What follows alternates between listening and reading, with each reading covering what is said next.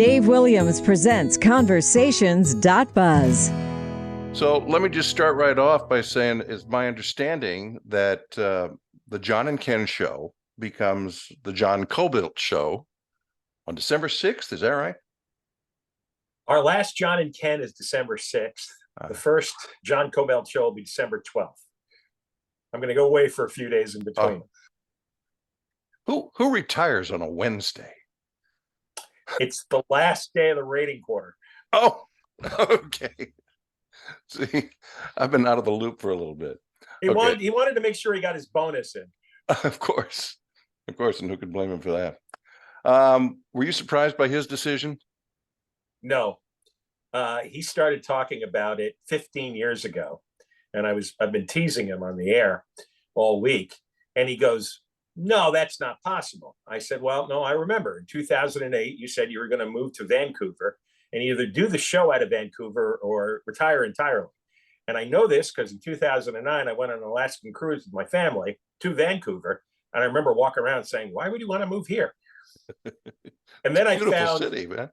It is a beautiful city. Yeah. But it just seemed like he was too young to retire to Vancouver.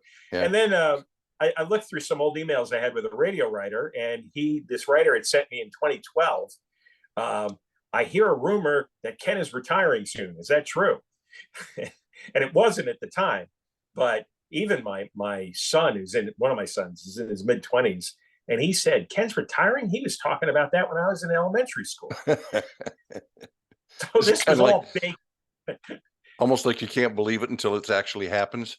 When you, right. Yeah. When you go back in and he's not there. Yeah. So, he talked about it a lot. Did he tell you before he told management? Yes.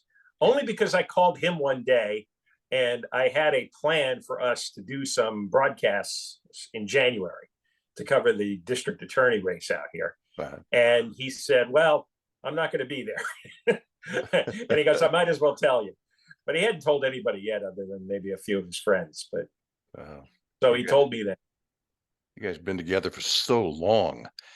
You started out together in New Jersey, but before you got together, you were working separately as disc jockeys. Is that right?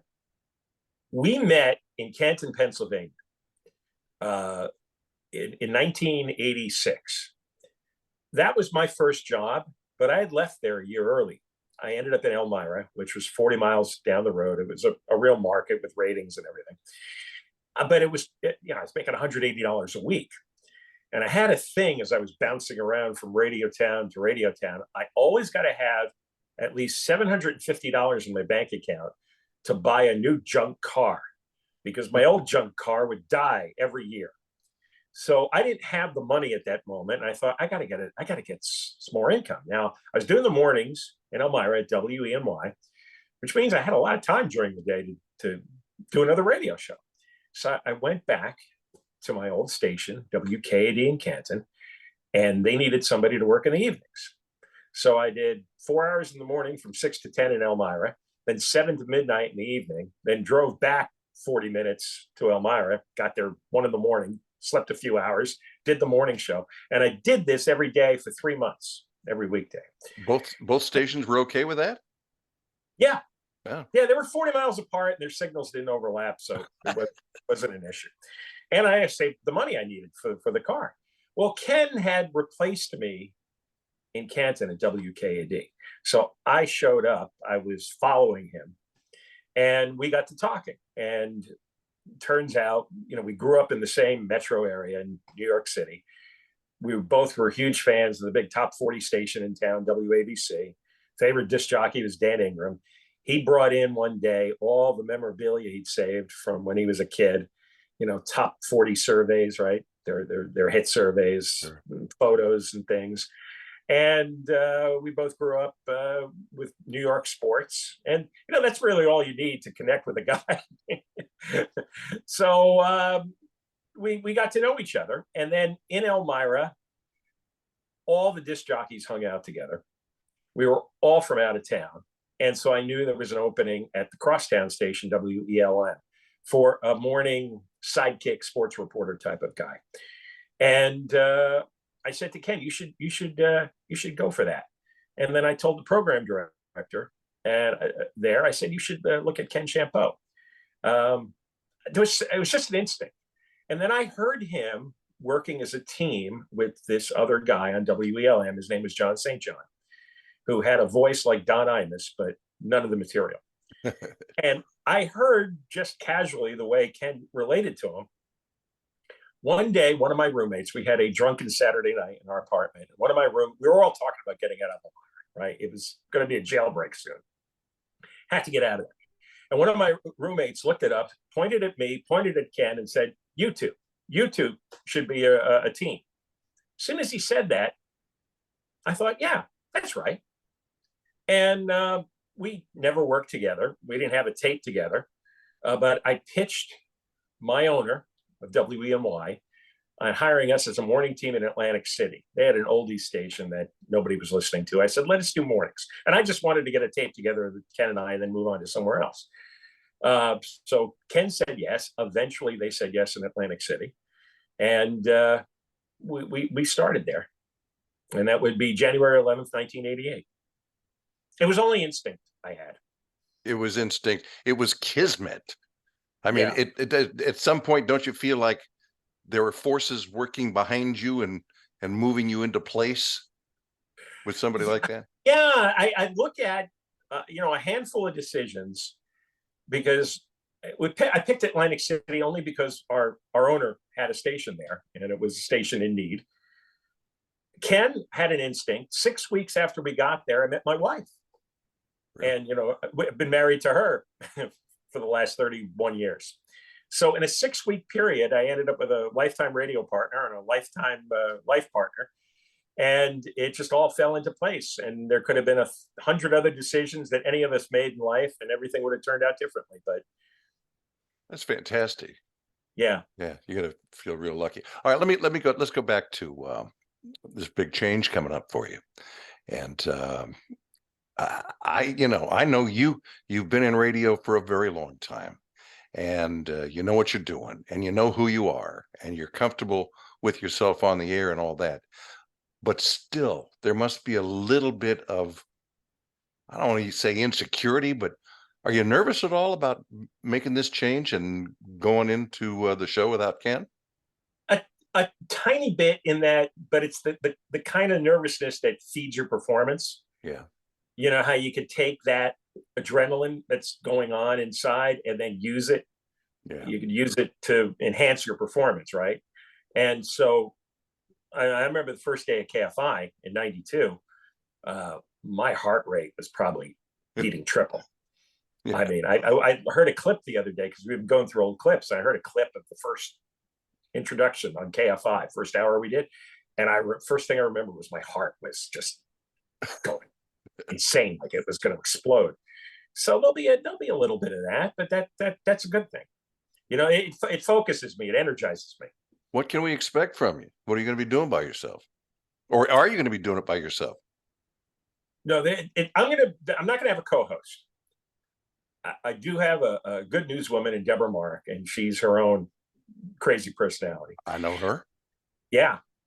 And also our producer, Ray Lopez, and Ray and Ken and I have been together 24 years. And he was your producer too.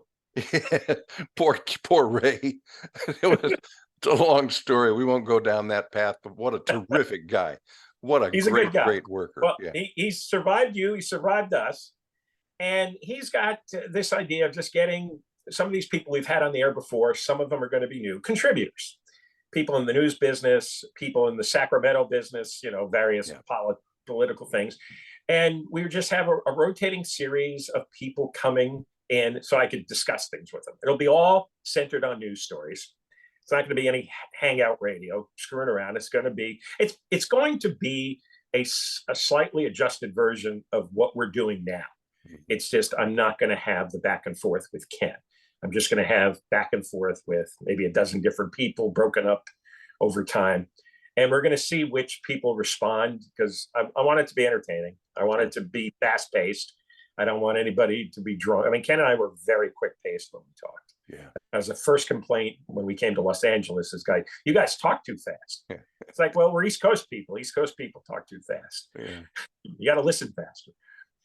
Well, as you well know, Ken and I talked about this yesterday about how it's different working with one person, with working with another person, or working by yourself, especially somebody who you've been teamed with for so long. You get to a point where you know each other so well. You can sense your timing. You can almost finish each other's sentences, and sometimes you can do that. And now it's a whole new game. No matter how Yeah. long you've been in it, and how good your craft is, it's a new thing for you. The one thing is we rarely took vacations at the same time Yeah. because I had three sons and I was locked into their schedule. So spring break, I would go on a vacation. Summertime, in between their camps and schools, I'd go on a vacation. And Ken didn't have kids, so he wasn't. It was not fair to tie him to my kid's schedule, basically, right? Mm-hmm. Where he could only take those weeks off. And eventually, I told program directors, I said, "Look, well, if we take separate vacations the whole year, you get 52 weeks of John and Ken, or John or Ken. Yeah. You don't have to have any weeks with a guest host. So it's better this way. Yeah. Because it's all family, right? And so, all right, 1 week John's here alone, 1 week Ken's here alone. And that worked out really well. So I've done 4 or 5 weeks a year by myself already since forever. Yeah.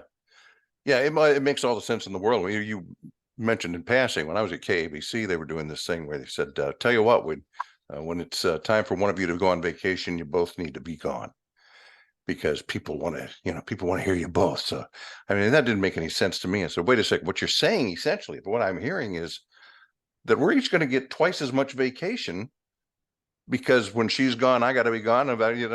And they said, well, yeah. And I said, that doesn't make any sense at all. So, yeah. No, it doesn't make any sense. And eventually it wasn't an issue. Yeah. Occasionally they tried pairing us up with any other random hosts that were floating around. And it's not like it was bad, but to have to suddenly tailor your rhythm right to another person, it's like suddenly dating someone else in the middle of your marriage. It's just not quite as smooth as it could be. So I just said, let me do this by myself. I know how to do it. Ken knows how to do it. Deborah perks up a little more when one of us is gone. She'll be a little more involved, and it never was a problem. There are a lot of radio management issues that are really not issues. Yeah. They're, as you probably know, they have to have problems to fix. Right. Yeah, I mean, I have no interest in hearing about research. I have no interest in hearing about focus groups or anything like that, because there was no research that put Ken and I together, right? We didn't have a focus group voting on us. I just instinctively knew we had a natural chemistry because we knew each other for 2 years. We were running around in Elmira as best as you could run around in Elmira with all the other radio guys. So he knew me in another way. And you can't reproduce that in a laboratory. So I like to go by spontaneous, organic, instinctive decisions. Makes all the sense in the world. Like you said, you have all these issues that people bring up, and it's like, you know what, that really doesn't affect me. What really used to always grind me was the program director going, okay, now remember, the ratings start tomorrow. And I think, so what, now I should be good? Is that what you're telling me? I should really make an effort now. I was like, what is the point of that? Yeah, see, I never looked at things that way. We just went right to the wall every single day. Yeah, exactly. Yeah, and I want to talk about those issues and the types of things that you've done that have been much different than most talk shows, certainly much different than even local talk shows. But I want to go back just for a moment. I'm interested in your relationship with Ken, because it has worked so well for so long. I had 2 longtime partners in my career, and in both cases, I would call them friends. I would say, these are my friends. We gotten to know each other in the way that I described. We knew how to work together. It got to a point where we were very smooth. We would feed each other a straight line and that kind of stuff. But in the end, the friendship never really went beyond the studio where we were working. Occasionally, we'd, have some social event or something together. But the the there's the friendship and there's the professional relationship, and they always kind of stayed separate. Is that you and Ken too? Do you ever hang out together? Not as much as we used to, and partly it's because I ended up with a wife and 3 kids, Yeah, and he did it. So, he lived at the beach, and I lived, I don't know, 15 miles north of him, right? mm, So it's just life circumstances. You're different in your 40s and 50s than you are in your 20s, right? yeah, With the way your life is set up. But we saw each other every day. I mean, our show was 4 to 5 hours long right, for most of our run, in addition to seeing each other for a half an hour to an hour beforehand. right, Well, that was way more time than I was talking to my wife. And exactly.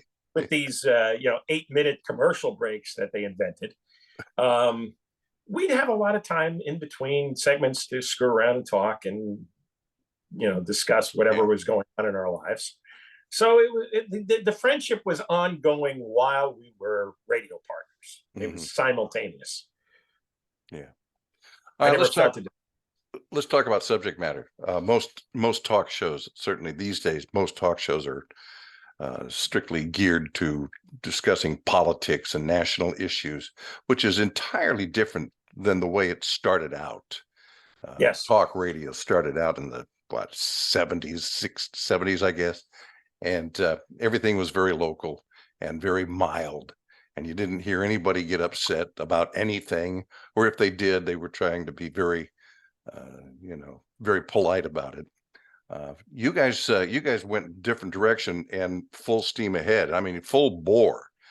As far as I know, you were the original brash, loud. This is a serious problem, and we're going to fix it. But the thing is, and I was talking with Ken about it yesterday, is there was never, and I heard you guys a lot. The 12 years I was in LA, there was never an ounce of phoniness about your show. And by that, I'm not talking about putting on airs. I'm talking about the way you talk. There was never any. Um, we used to talk in the newsroom a lot about cop talk or news speak, or Right. the idea that you're talking there, you're addressing an audience, and so you try to sound a little smarter by using big words or fancy cliches and stuff like that. And you guys just tell it like it is, straight ahead, straightforward. There's never anything that can be misunderstood, and it's an amazing act, and I've never seen it done anywhere else. How'd you come by Yeah. that? Well, we transferred our natural selves on the radio. Like again, the way that there was no real break between our professional and personal relationships. There was no break dividing line between our private personas and our public personas. Obviously, you get on the radio and you lean more towards your more performative side, Right. but that is me off the air too. If I'm telling a story or I'm getting outraged about something in the news, it's the same guy. It's just you dial up or dial down different proportions of your civil side versus your performative side. How did you manage to, how did you decide to focus as much as you do on local issues and state issues and the politicians and the bureaucrats that involve people where they live and with the real problems that people in the neighborhood are having, as opposed to, what's going on in Congress? When we started in New Jersey 1015, which was a combination talk oldies station on FM, brand new station, went on the air in March of 1990. We got there in May. And the idea was you would play a record, set up a topic, play another record, and take phone calls, right? Mm-hmm. And while we were just starting up, in just a few weeks, I think 6 weeks into our run there, the governor and the legislature in the middle of the night raised taxes on everything. It was billions of dollars worth of taxes. It was the largest tax increase in the history of any state. And so we got a copy of the budget. And when you go through a budget, you can find all sorts of nutty stuff that they're spending the money on. Sure. Sex research on goldfish and things of that nature. So we started picking that stuff up and just making fun of it, right? Well, a guy called in, a postal worker named John Budsash, I still remember, and he goes, well, you guys are having a pretty good time with this, but I'm really getting angry because they had raised sales taxes and income taxes. They raised a tax on toilet paper, which turned out to be a huge mistake. Wow. And so Ken said to the guy, well, what are you going to do about it? And he goes, you know what? Anybody else upset like me, call. Here's my phone number. Gave his phone number out on the air. This is pre-cell phones, pre-internet, right? He just gave out his home number. Swear to God, 10 days later, it's right before the July 4th weekend. On that Sunday, 10,000 people showed up in Trenton, many of them waving rolls of toilet paper. I'm standing on the back of a pickup truck, shaking my fist in the air against the evil government. It was Jim Florio. He was the governor. And this thing just took off like wildfire. And it turned out that for all the political coverage that you could find in New Jersey and New York and Philly, all those markets, television and the newspaper columns, and nobody was talking about what the audience cared about the most, is that they were paying huge taxes and now they're taking more in the middle of the night after Florio had promised he wouldn't do that. He made an explicit campaign promise. And it wasn't that we were Republicans or conservatives. It was we were reflecting that people had had enough and they felt they were lied to. And now you're taxing our toilet paper. And it was just one of those, I guess nowadays it would be called a viral moment. It's one of those things that just exploded. Yeah. We didn't know what we were doing. We had never done a political show. We'd never done an issues-oriented show. We were top 40 DJs when we left Atlantic City. But suddenly, the big light bulb goes off. You don't have to be a genius to see which way you ought to point the show. So we started steering the show into not so much politics, but what are they doing that affects your day-to-day life, which is a huge difference. Yeah. I turn on the radio now and I hear guys analyzing the Speaker of the House and how many votes that he get, in order to get cloture on a bill. Nobody cares about that stuff. Yeah. What they do care about is what's going on inside their house, inside their life. And so that was the key moment. And it turned out to be a path that nobody else was taking. Well, how are you going to handle round two of Trump versus Biden and the ongoing never-ending legal problems concerning the now ex-president? I mean, everything goes around and comes back again.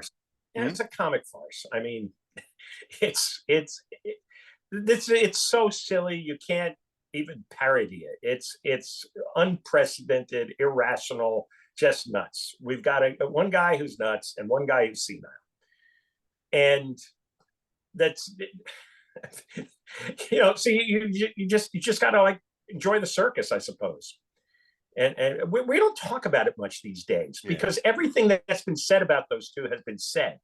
Right. There's very few minds that are going to be changed. And really, neither one of them is doing anything right now to make, again, a person's individual life better. What I don't understand about this issue in particular, but kind of everything that goes on in Washington, and I think a lot of people don't understand this, is why doesn't it ever change? Everybody's mad. Everybody wants a big change. Nobody goes into the voting booth and makes it happen.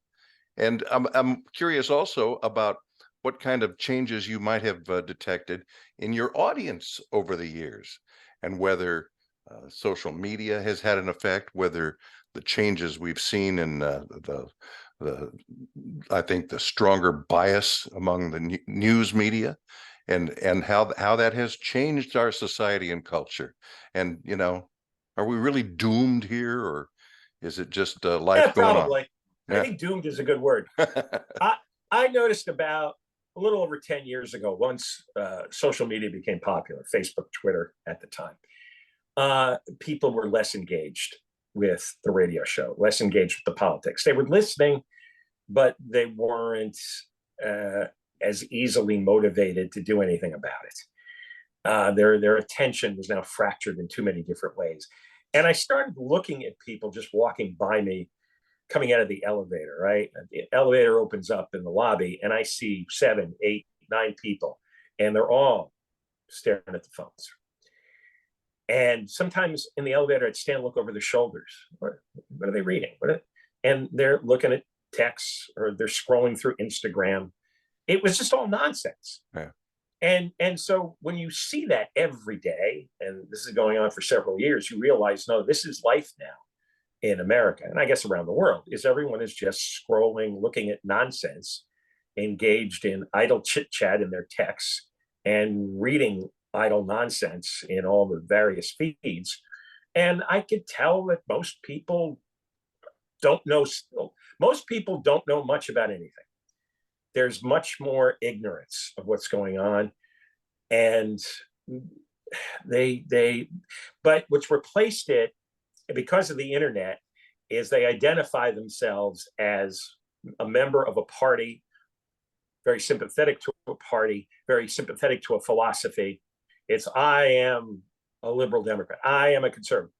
And then that's the end of their analysis. Yeah, thinking, right?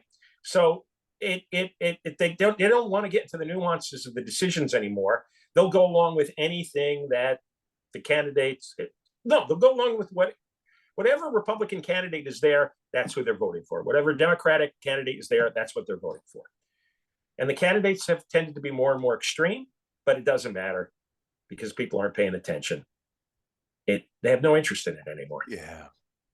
That's the way I feel about it too. I think people don't care. People care, but they can't be bothered with it. And frankly, we feel like not going to make any difference anyway, what we say or do. People that go to Washington are going to do what they're going to do. And so, we've got all these lovely distractions now.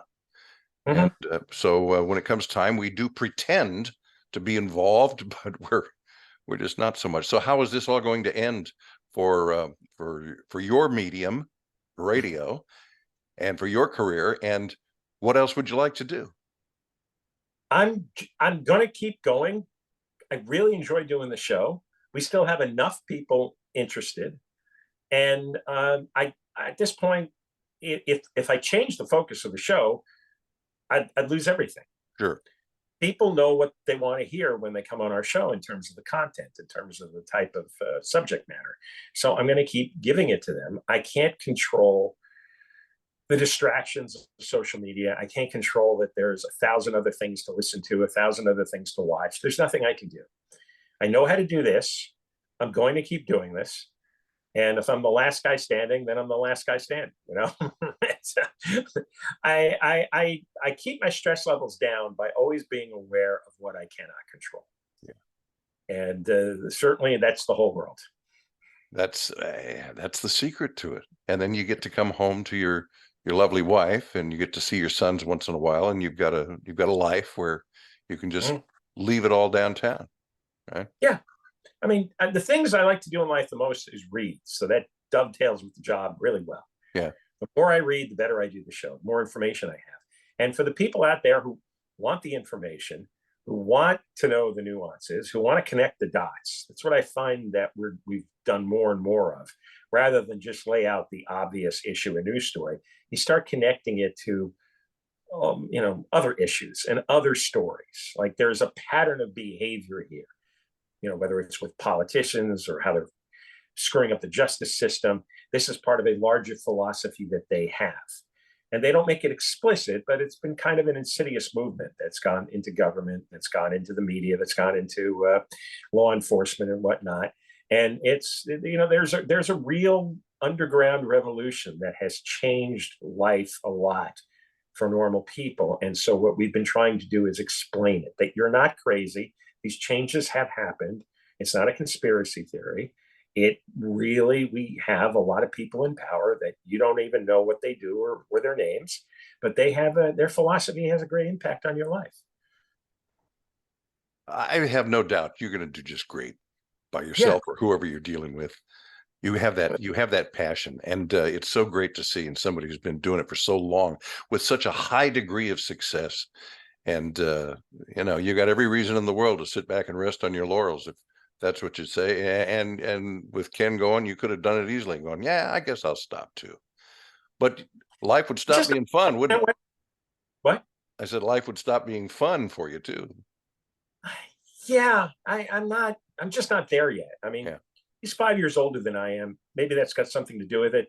But I've been working in some way since I was 14, and doing things in the media since I was 14. I used to report local high school sports events to the local papers and get paid $4 a phone call. And I did that going back to sophomore year of high school.